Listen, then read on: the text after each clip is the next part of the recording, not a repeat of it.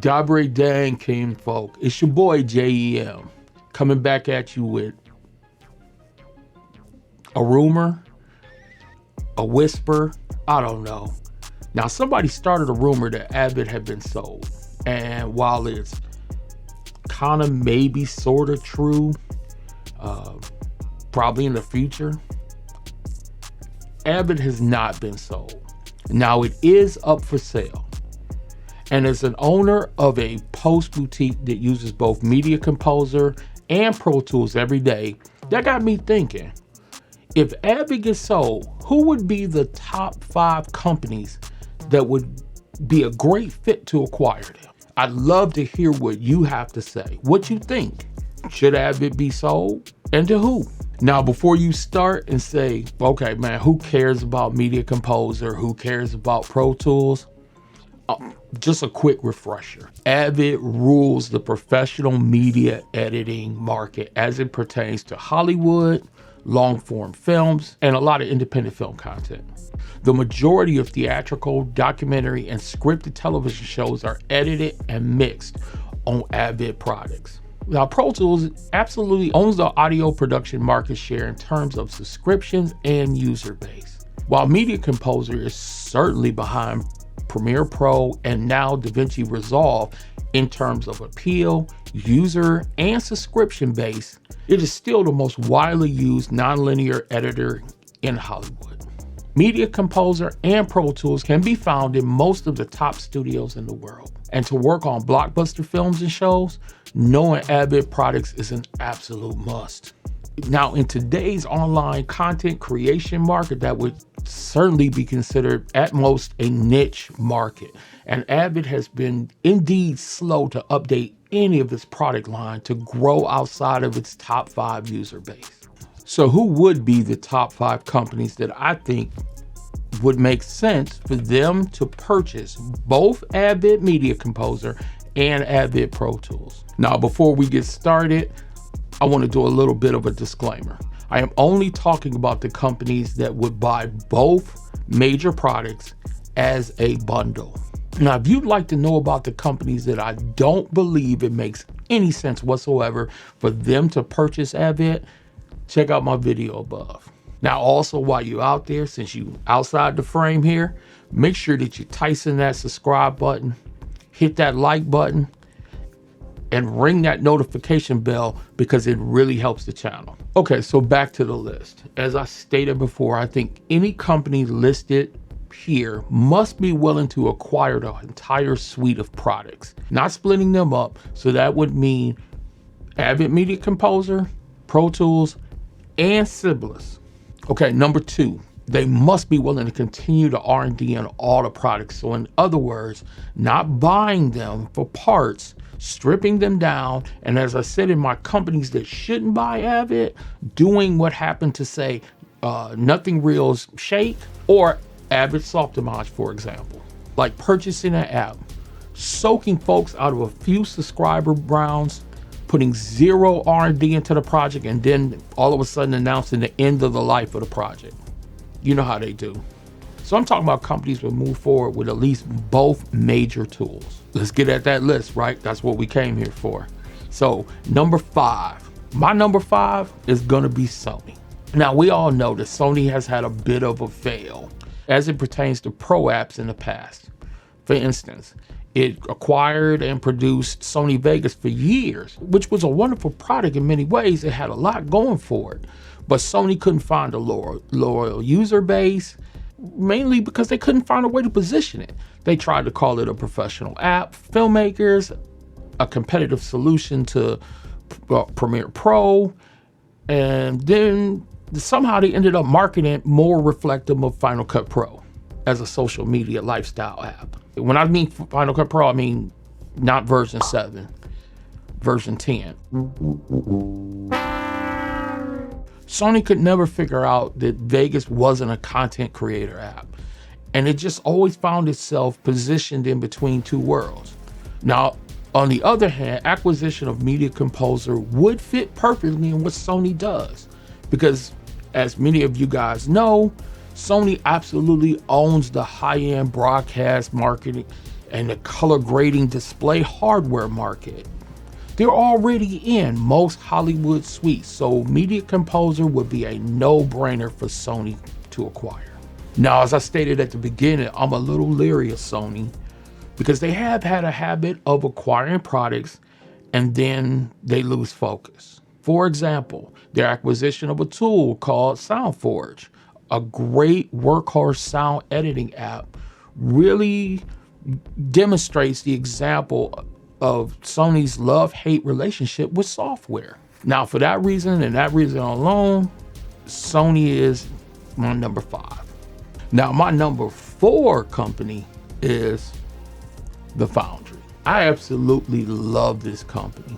The makers of the industry standard, the flame killer Nuke, along with Modu, Mari, Katana, and many other great amps. The Foundry would be a great place for both Media Composer and Pro Tools to land. Now, my biggest problem is the Foundry acquiring the cash to purchase Avid without leveraging the rest of the company or selling it sold to a larger entity like, say, a hedge fund or something like that.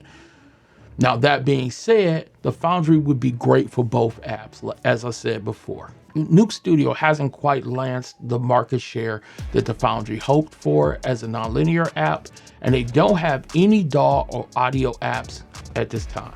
Second, the Foundry excels in R&D, which both apps sorely need. Anybody who's ever used Pro Tools versus a DAW such as Nuendo longs for Pro Tools to get both cosmetic and functionality upgrades.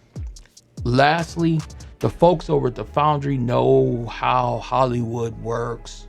Nuke is the standard in visual effects compositing, so they're used to doing development with big studios, not this point beta release to the masses and the subscriber masses crap so prevalent today.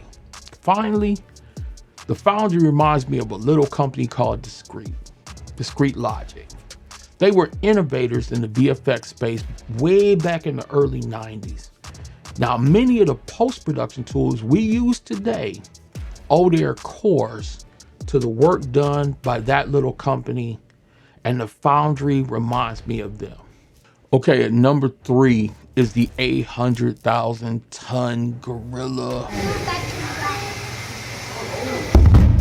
The Meteor, which is Autodesk.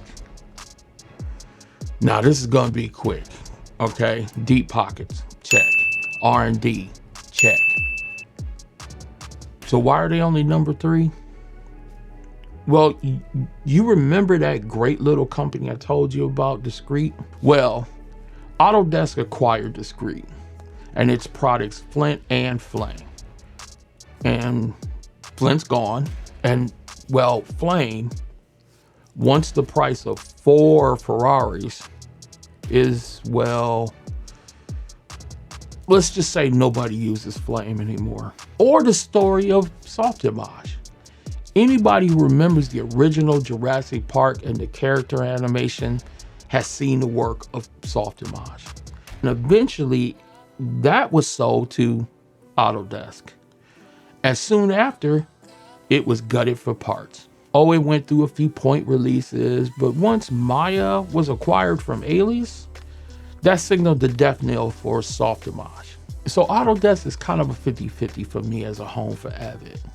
The two companies definitely have history, which that might make it enough to make it a good ideal, but not a great ideal. So for that reason, they're taking up the 3 slot. So that brings us to our number 2 company that could or should, maybe would acquire Avid. And that company is Epic Games. The makers of both Fortnite and Unreal Engine are uniquely positioned to be able to acquire all 3 products from Avid and satisfy both of my requirements for purchase. They have huge pockets, robust R&D, innovative minds, and more importantly, they would allow all the Avid products to evolve. And more importantly for Epic Games, They need these projects, and their acquisition of Media Composer would give them a true Hollywood tested editing solution and a way to evolve their current editing module sequencer. This also makes sense since Unreal Engine is the de facto go-to tool of choice for virtual production.